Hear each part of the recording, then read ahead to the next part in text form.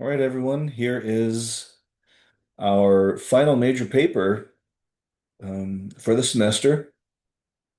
Of course, we still have our final exam coming up, but this is the argument paper. I'm not going to read it all. We're probably not going to spend a lot of time on this because in a lot of ways, we've been working all semester for this moment.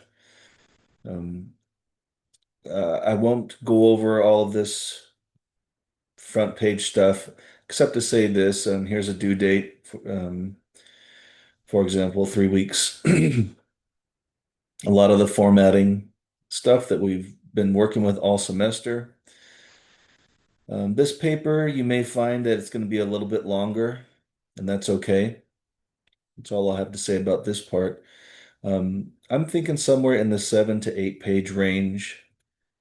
It's not a requirement. That's typically where a lot of students end up when they write successful responses to the prompt. Just keep that in mind. But here are some of the things that I wanted to just go over and if we're going to spend any time, it's going to be on this. The skills that we've been working on, the writing that we've been working on all semester, reaction paper, problem solution, discipline paper that you just finished.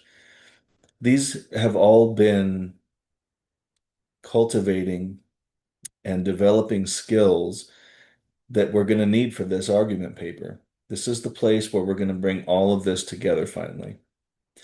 Um, all for the sake of this. Basically, in this paper, I want a clear, thoughtful, well-supported argument about some significant issue, some significant topic. Um, Try to not confine yourself to, what's important just in this classroom and this, sort of artificial, contrived environment. What matters to you, actually? We got some practice most recently with our discipline paper, but you can sort of interpret that how it's best suits you for this assignment.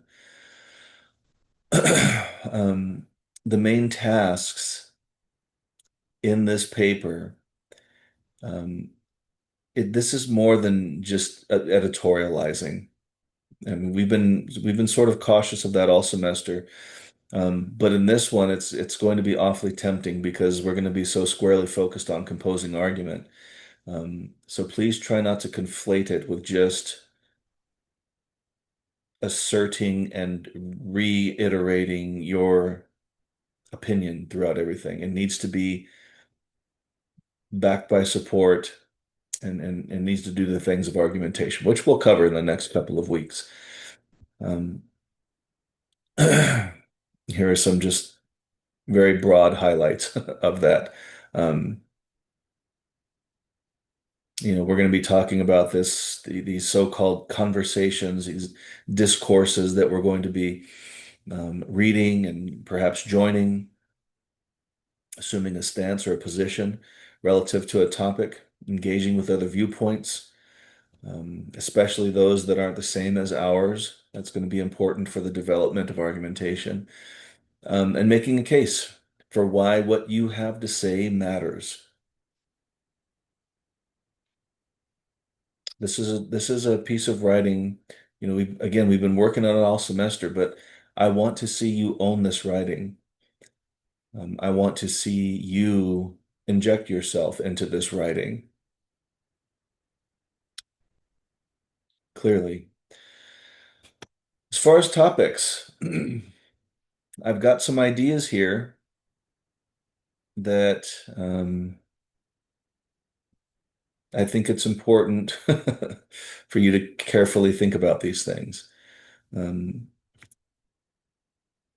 we'll probably be working on topics and selecting topics later in the week, but you can start thinking about this now. Um, for the first couple of papers we wrote in this class, you were working with a topic of your choosing. Many of you continued working on that same topic for both of those papers. We switch things up a little bit with our discipline paper, talking about a specific topic common to all of us. So you're welcome to choose either of those paths. You can continue on where you left off with the reaction and the problem solution paper. If you want to, if for some reason you found traction with the AI and higher ed topic, you can continue that for this argument paper. You may select an entirely new topic if you want to. Or if you're just out of ideas or you're stuck or you otherwise want to talk about it, go ahead and consult with me. We'll work it out. But it's up to you. Um, this is going to be you're going to be undertaking quite a bit of work with this paper. So that I want you to pick a topic that matters to you, that you can that you can write a lot about and write meaningfully about. This is an important note here. So on the heels of what I just said about finding an appropriate topic, a topic on which you can write meaningfully and sufficiently. Many students, most students don't have much of a problem doing that. They can eventually come to a topic. But here's the thing, try to make sure it's arguable. Um, I've had students in the past do this or similar assignments where they create an argument, or they attempt to create an argument. For example, on a product, merchandise, um, a web page that's informational, a pair of shoes or a handbag or something. Sometimes these things are very favorite foods. I mean, sometimes these are very meaningful to people. And it doesn't necessarily, they don't necessarily lend themselves to composing argumentation. They're not very arguable. That's probably not the best choice of words here, but um, establishing a stance, on your favorite pair of shoes, for example. I don't know. It's not the case that it's not necessarily true that one could not argue something like that, but we're going to be gathering source material, some of it, at least some of them credible. Um, there's got to be something that you can contend with and grapple with, opposing points of view. I suppose if for some reason people disagreed with you about what the best shoe is or something. Anyway, what I'm trying to say is you want to find a topic, and here I'm thinking of things like um,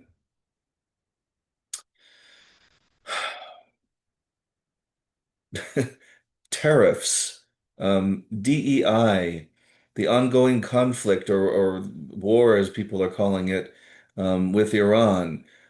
These things are topics that have arguable points of view that you are likely going to find plenty of source material about.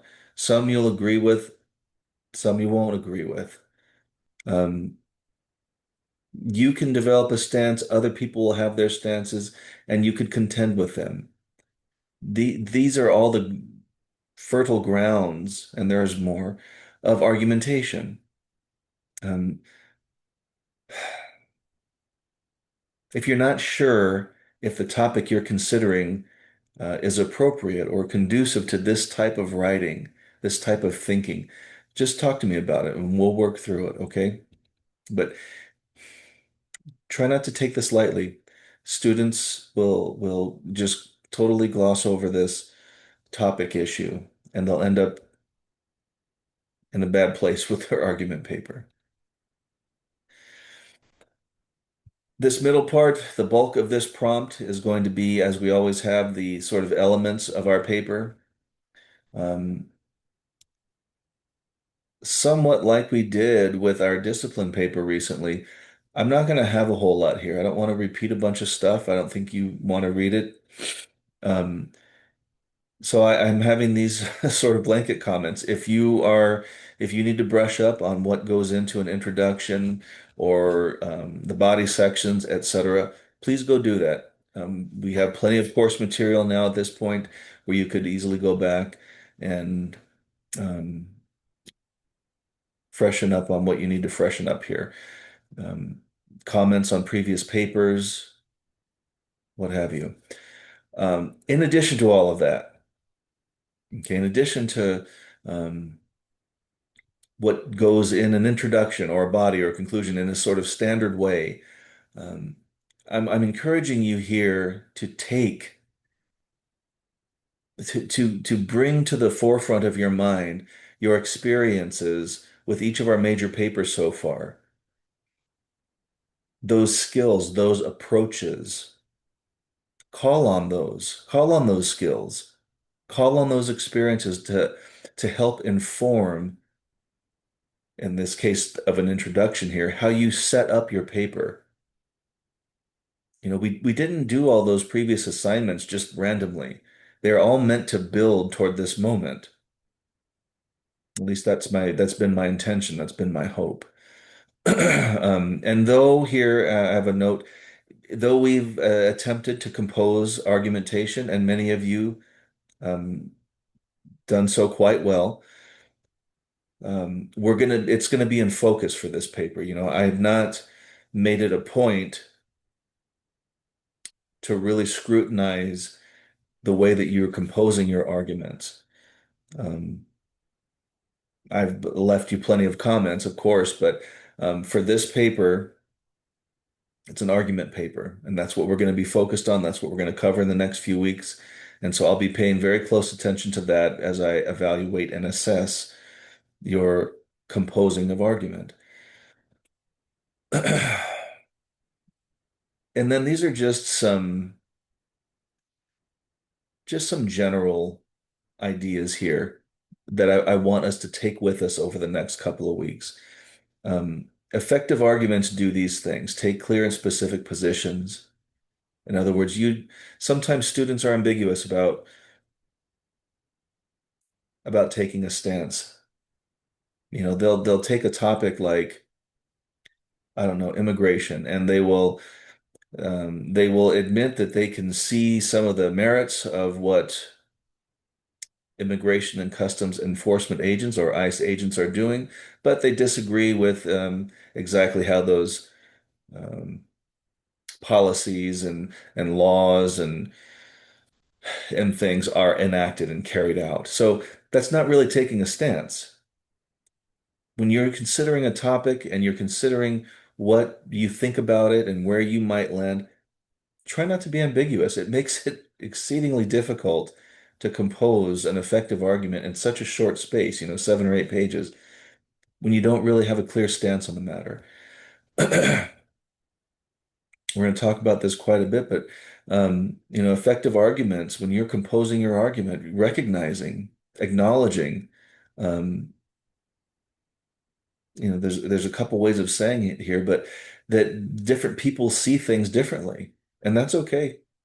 That's all right. We'll say what we got to say. We will engage with what they have to say. We'll break it down. We'll analyze it, and we'll reiterate the things that we have to say. This will begin to take the shape of an argument.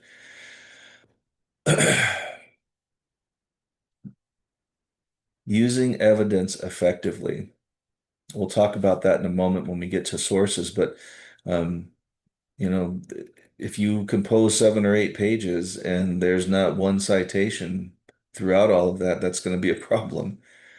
Um, Part of the point of composing argument and doing a bit of research is to be able to substantiate the claims that ultimately constitute or comprise your argument. We'll talk about that more, of course. All the while, you want to be writing with a mind toward what is at stake and who are the stakeholders. Not just a mind toward it, but you want your reader to be aware of this. And not just in one place. If you just bring something like that up in the introduction, for example, and that's it, that's a big missed opportunity throughout your whole paper. This is an important way to connect the things that you write about with your overarching argument. In terms of thesis statements, they're going to consist of some main components, let's say. We want to see what your main claim is, your main argument. It can be as um, sort of upfront and overt as I argue that, or my argument is. You can, at this point in the semester, begin to adopt a bit of a, um, I don't know, more nuanced, what some people might call more sophisticated tone or approach to the language that you use, to your own rhetoric. This is always very clear. I encourage this, but um, this overt, this direct approach. But if you want to try out some other things, that's okay. This is the time to do it. We want to see the ways that you intend on supporting your argument. In other words, what are the main sort of characterizations or categories, or find a way to articulate the examples or the areas of support you plan on holding up in service of your argument. Um, do you, another aspect of an argument that you should at least acknowledge or gesture toward in your thesis statement is any concessions you'll be making, any common ground? Find a way to indicate that, any way that you're going to refute or rebut opposing points of view, find a way to indicate that or convey that. And these things, they shouldn't be present just here in your thesis statement. As we've talked about with topic sentences, with the discussion that occurs in body paragraphs, find ways throughout your paper to make these types of moves. In the body of your argument paper, again, we're going to please review body sections, body paragraphs if you need to. But in addition to all those things, instead of just paragraphs here, um, I thought it might be helpful to think of your argument paper in terms of sections, with each section consisting of potentially several paragraphs. A section where you completely and clearly lay out your own argument. You're going to be introducing it here in the introduction, sure, and you're going to have a thesis statement that articulates it, but you might want to have a whole section where you really spell it out and make clear. And here I'm thinking, source material, what your argument is. So your reader has absolutely no doubt. Following that could be a section where you um, discuss common ground. Up here, if you're going to lay out your argument completely, this is going to be a place where you'll want to not just say what your argument is, but say what different points of view are, who those people are, who those stakeholders are, what the stakes are for them in addition to you. All the while grounding everything that you write about in sources. You'll get to a point where you can say, okay, now that I've introduced my argument and I've situated it amongst why and how other people argue, here are some of the ways that we sort of agree with each other. Here's the ways that I'm willing to say that, yeah, we may see eye to eye on some of this stuff related to your topic, whatever you're arguing.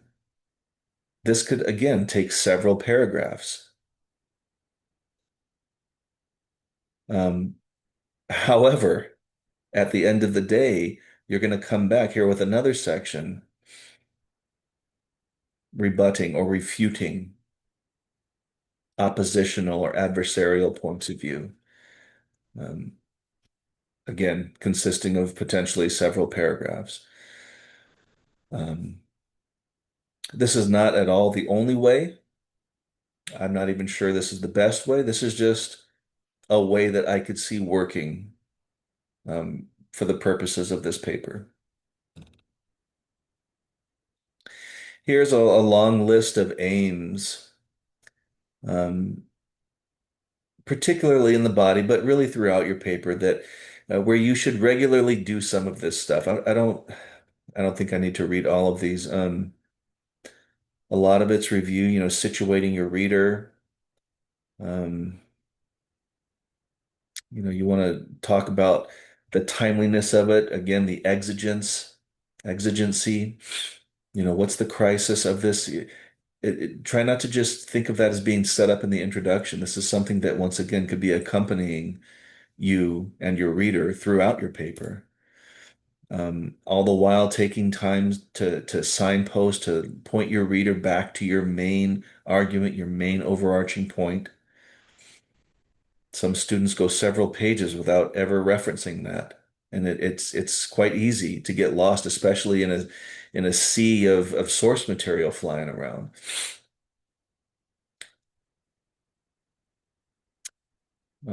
Anything, of course, including plenty of source material, synthesizing when appropriate.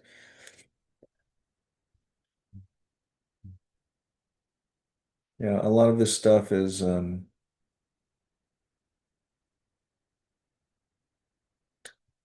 just a review, but we're going to also cover a lot of this and review it or learn it for the first time in the next few weeks. This point is important. Again, you want to regularly do this throughout your paper. Have a mind toward, if not actually writing, in a way that attempts to persuade or convince your reader, that you're right, that you're correct. Maybe not in such, I don't know, stark or such a binary way of thinking, for a lack of a better way of saying it.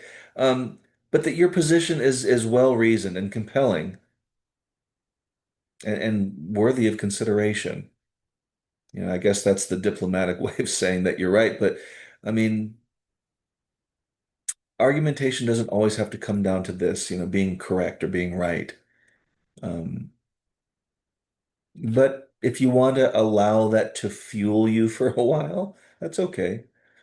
Um, at least to help orient you in a way that would head toward argumentation. But this part is not just diplomatic, it's important. You want to be well reasoned. You want to write in a compelling way. You don't when you if you get too far into this being correct or being right, a lot of times that closes you off to meaningfully engage with opposition. So just keep that in mind. And here are some thoughts, of course, here on your conclusion. Um, I wanted to remind you here. I thought it was a neat way to sort of sign off our discipline papers. I wanted to keep a little bit of that here, but also add some things. So um,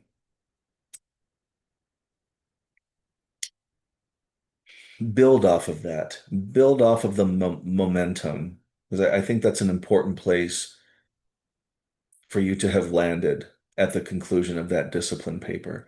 Um, so as you're arguing, but if your topic and your argument ends up not having to do with your discipline or anything like that, that's okay. I wanted to try and harness the sort of ethos that hopefully resulted as a result, as a consequence of composing that discipline paper. The confidence that hopefully it inspired in you. Bring some of that to how you wrap up this paper.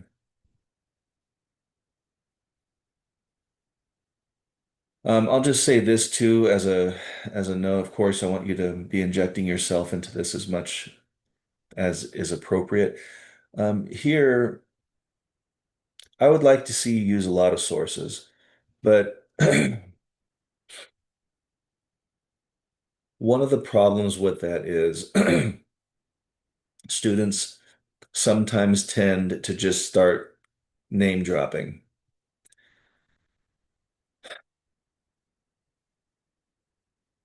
What I want more than just you demonstrating that you can name drop 10 sources, I would much rather say, have you, if you only end up with seven or eight, but you integrate them correctly and meaningfully and engage with them substantively and end up with useful, important discussion that contributes greatly to your argument, I'd rather have that than 10 vague, superficial sources. It'd be great if you could do 10 in that way, but in other words, what I'm trying to say is the number matters less. You know, what I don't want to see is you using three sources and trying to claim that, oh, but I use them substantively. Well, sure, but this is an advanced composition class, um, and it's our culminating paper minus our final exam. So I need to be able to see you effectively integrating and using sources. Try to get to that 10 number if you can. If you fall a couple short, that's okay. Just be substantive in your discussion and your handling of them. And that's about it. So, if you have any questions or concerns, let me know. Be in touch with me, and see you in class.